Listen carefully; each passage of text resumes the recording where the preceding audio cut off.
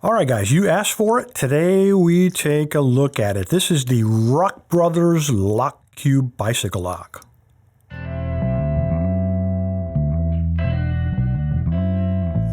All right, guys, the RockBros Lock Cube. I got this for $36 off of eBay. There's a number of sellers, all right around that price point. Kind of an interesting design. It's almost the size of a baseball, so you need to throw it to somebody. It might make a pretty good weapon. This is the carrying case that comes with it. You're supposed to wrap this Velcro around the seat post of your bike. Now, take a look at this. I tried wrapping it using the design, that hook and loop type design. It wraps around. Right there is where you're supposed to wrap it to get maximum contact between the hook. So when it's like that, you'll notice that hole is huge. And I've got a pretty massive seat tube on my mountain bike, and this is about a ½ inch too big. So I really have to tighten it. I got to short circuit that Velcro a little bit to get it down to the size. But now we only have partial connection between that hook and loop. So it's not going to be secured very well. And you figure this thing weighs 1 pound, 9 ounces, 710 grams. So this is hanging on your seat tube and you're bouncing around. You can see that this massive weight hanging on a single point of balance that's not secure will probably not the best design. I mean, I'm sure it looked good on paper, but from a practical standpoint, this is probably not the best solution. Get yourself a couple of zip ties, put one around here, put a couple down through there, and just discard this thing. You'll be good to go. All right, what does the lock look like? It's not about the carrier, but I want you to know what you're getting into here. Slide this dude out, get rid of that. Won't be looking at that anymore. Pretty cool looking design. Plastic cover to prevent damage to your bike. When you get it on there, it got this knob looking thing on the top. You got two settings here. One is for unlock, which is a little arrow to arrow, and then one is a reset, so you simply turn it. In order to unlock it, you just pull out on the shaft and it will unlock. We'll take a little closer look at that, but it is very smooth. This thing has O-rings in it to prevent infiltration of moisture. Either that or it's packed with grease. I'm not really sure. In order to get this thing deployed, though, I was a little confused by this. There's a red button here, but that's only to hold that last link in place. You can either push with your finger, which is how I started, but after reading instructions, all you do is you turn it, and then it starts to unwind itself. Everything unwinds, and in the very core of it is the locking mechanism itself. Now, I've been playing with this guy for a couple of days, and here's how it works. I've got it set to 1975, so when you put it away, your combination will be already dialed in. So you pull this straight up, and you notice the locking bolt on the bottom there. When we pull that out of there, a little bit of light goes inside of there. Now you can see that this whole thing is painted, but it's some kind of cast metal. It is non-metallic, so it might very well be aluminum. I really don't know. But all you do, you wrap the thing around your bicycle, you get the other end of it, you slide it down inside of there, and you try to line that up. While you push this down, just jiggle it, and eventually it'll slide down. Now here's where the first problem could come in. I didn't have to jiggle it a lot, but if during the course of jiggling this, a lot of times I was just turning this knob back and forth, trying to find that hole to slide it through to get it locked so that I could then turn my wheel. The problem is if you accidentally turn it to the R, which I did accidentally line it up a couple times, thank goodness I didn't turn it, any of the wheels.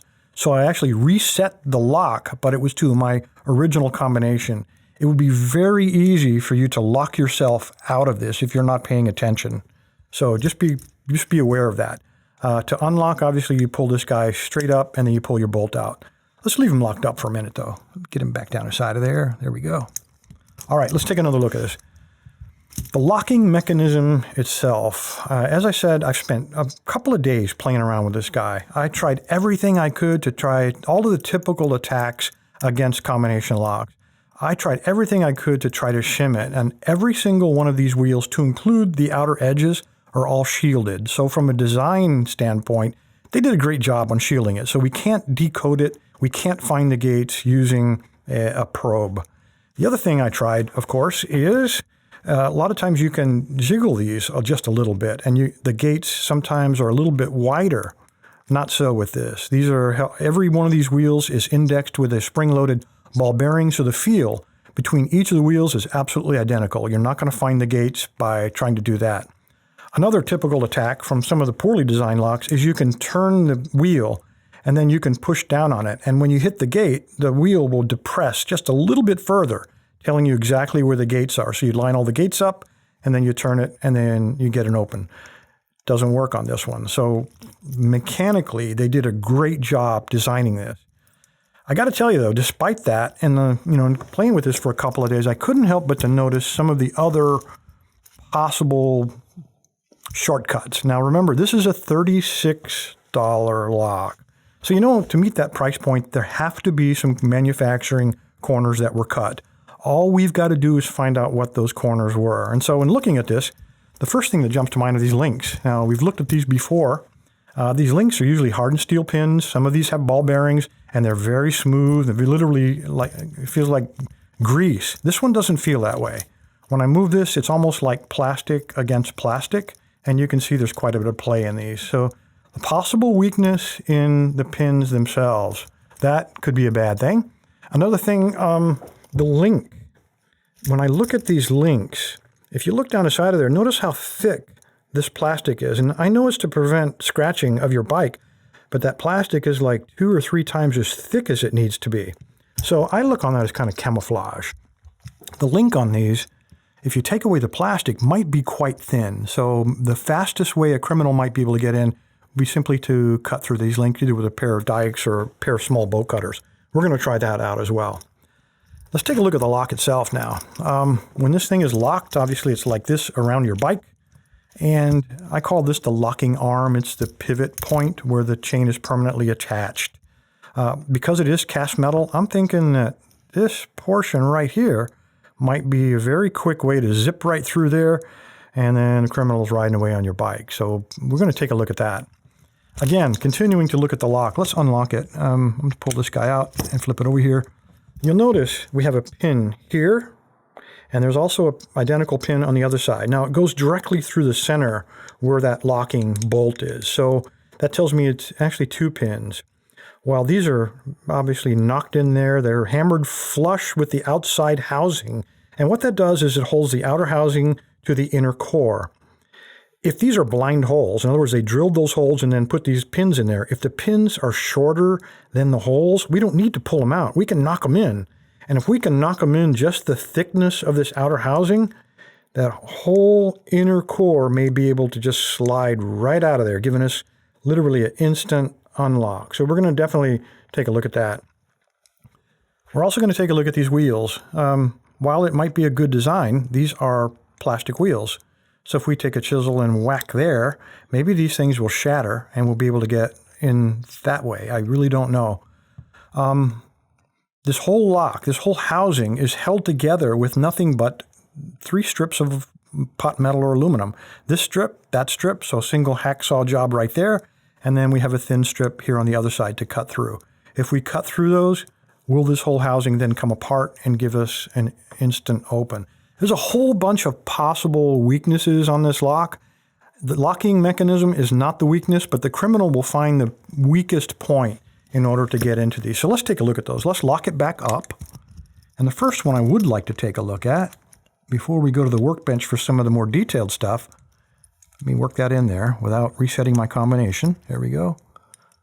And now we will turn this, get in there. I said that was in. There we go. Now it's in. Reset. It is locked. First thing I would like to look at are these pins. Now, as I said, some of these are hardened steel pins. Some of them have ball bearings. Some of them are really tough. And we have found some really tough ones. I don't get that impression. These are designed to turn in only one axis, that one. So if we try to turn it along a different axis, or bend it actually, can we cause that pin to shear or pop out of that link, giving us an open? Well, let's find out. Whoops.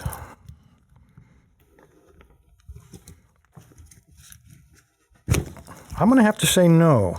The pins, the hinge seems to be pretty tough.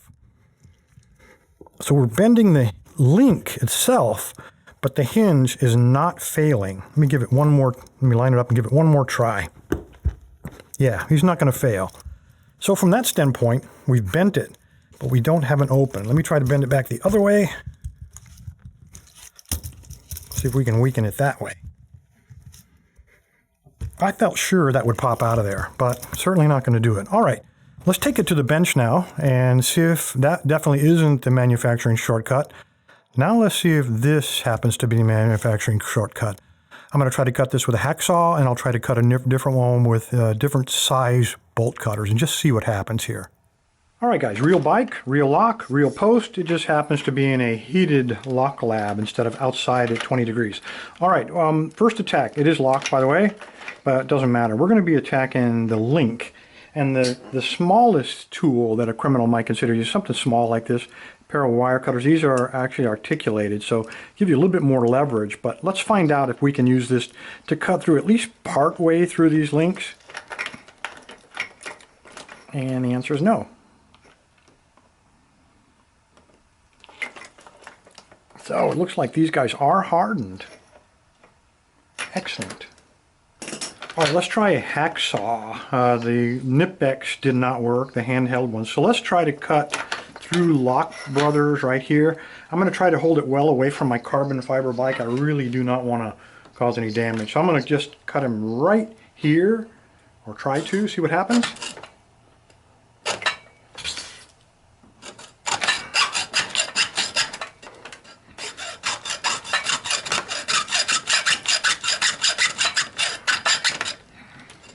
That's the difference between a vise and a field. I am cutting through it, but at an odd angle. Let's try to twist this guy a little bit to lock him down a little better.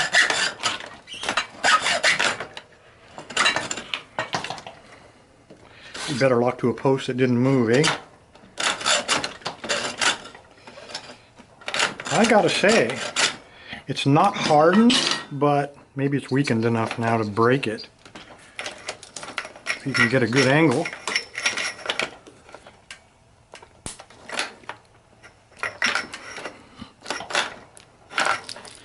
There we go. Wasn't the neatest job, but I'm not a pro at this either. So I would have to say these are not hardened links. Let me go ahead and cut the plastic off of one of these so we can take a closer look at what that looks like.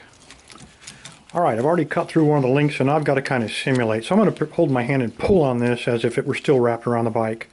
The next possible weakness is this, what I call the locking arm. This is cast metal of some type, possibly aluminum. Let's take the hacksaw and see how quickly a criminal could get through that.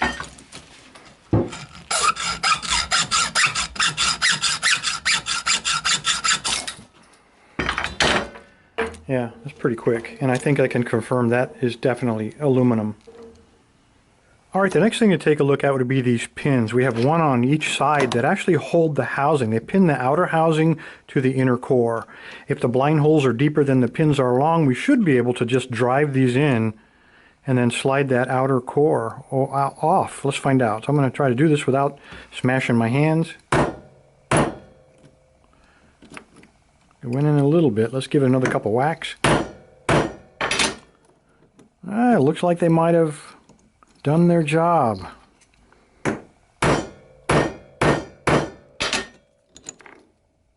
Yep, so apparently the pins are measured to the right length. So they didn't cut that corner. Next, let's put this up in the vise and let's try to cut through the reinforcing bars on this lock. Again, trying to pull the core apart. All right, I do have this clamped in the vise, but that's mostly to keep from dropping it. What I'm going to do, I'm going to just hold it by hand. I'm not going to depend on the vise to hold it. So if I were in the field, this is how you'd have to do it. I'm just going to take a hacksaw, try to cut through these top two bars, and then cut through the bottom one, see what happens. So let's go through the first one.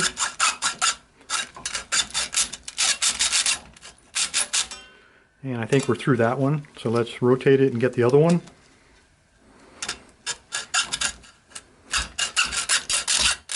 Okay, that's two. I might be able to snap it. Nope, not yet. So let's just flip it over to the back bar here and cut through that. Again, I'm trying not to depend on that vise at all. I'm not even leaning against it.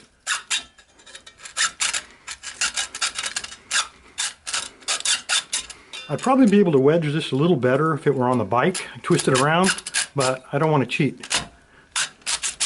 And there we go. And that is how easy it is to cut through the outer casing. Yeah, I'd say that's unlocked. let's take it back over the bench and take a real quick review. All right, guys, I think you'll agree that despite having a well-designed locking mechanism, this $36 lock was pretty vulnerable to a variety of tags. Now, it didn't yield to everything that I thought it would. I really believed, based on how much flex was in here, that this would fail, but it didn't. The pins actually held up pretty good. The link, I can't say that did so well.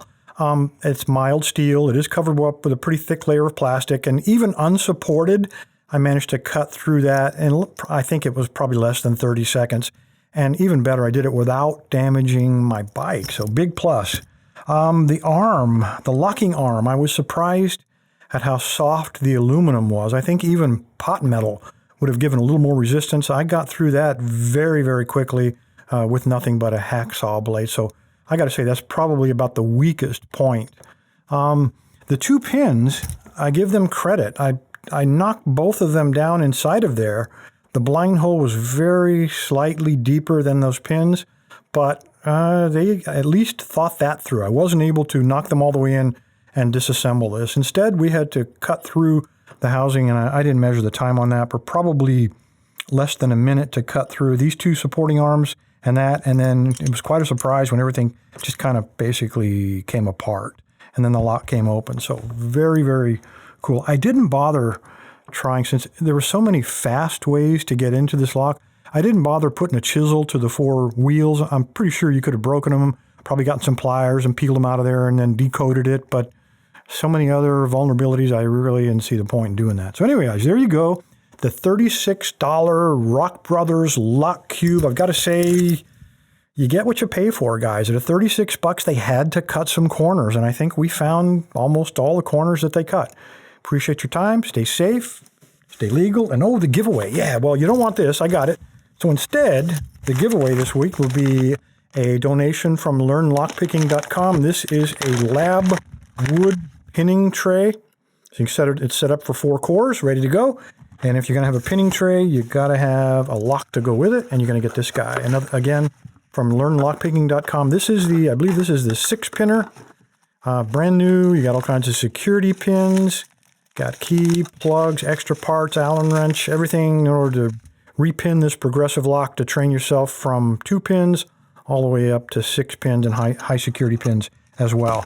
And then if you're going to have that, you're going to need picks. And I'm going to throw this guy in, a Sparrow's Tuxedo. This one's in 25 thousandths, brand new. That will be the giveaway. Appreciate your time, guys. Stay safe. Stay legal. All right, now I can't believe that link thing didn't break. I was sure that was going to snap. I just don't understand why it didn't do it. You can certainly tell that it's soft steel, but that hinge pin will definitely... Yep, that is not the weak point. Cool. Now I made myself a chain hat.